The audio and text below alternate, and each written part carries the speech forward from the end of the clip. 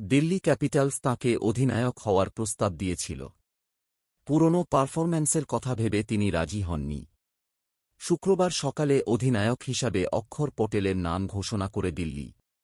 তারপরেই মুখ খুলেছেন রাহুল।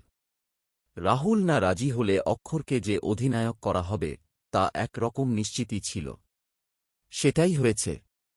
আনুষ্ঠানিক ঘোষণা হওয়ার পর রাহুল সমাজমাধ্যমে লিখেছেন, শুভেচ্ছা বাপু। আগামী দিনে যাত্রাপথে তোমার জন্য শুভকামনা রইল। সবসময় তোমার সঙ্গে থাকব। উল্লেখ্য, সতীর্থেরা আদর করে অক্ষরকে বাপু বলে ডাকেন। অক্ষর 2013 সালে প্রথমবার আইপিএলে খেলেন মুম্বই ইন্ডিয়ান্সের হয়ে। যদিও একটিও ম্যাচে মাঠে নামেননি। 2014, 2018 পর্যন্ত খেলেছেন পঞ্জাব কিংসের হয়ে। 2019 সাল থেকেই দিল্লির হয়ে খেলছেন অক্ষর। গতবার সহ-অধিনায়ক ছিলেন তিনি। এবার ঋষভ পন্থকে লখনউ কিনে নেওয়ায় দিল্লির অধিনায়ক করা হয়েছে তাঁকে। গত বছরের মহা নিলামে রাহুলকে 1.4 কোটি টাকায় কিনেছে দিল্লি। তিনি 2022, 2024 পর্যন্ত খেলেছেন লখনউয়ের হয়ে।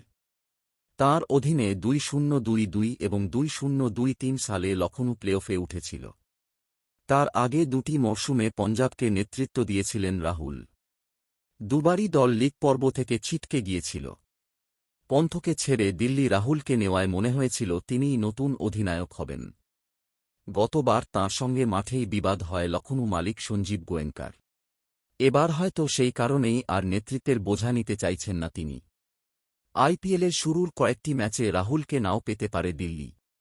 সেই সময় তাঁর স্ত্রী আথিয়া শেট্টি প্রথম সন্তানের জন্ম দিতে পারেন।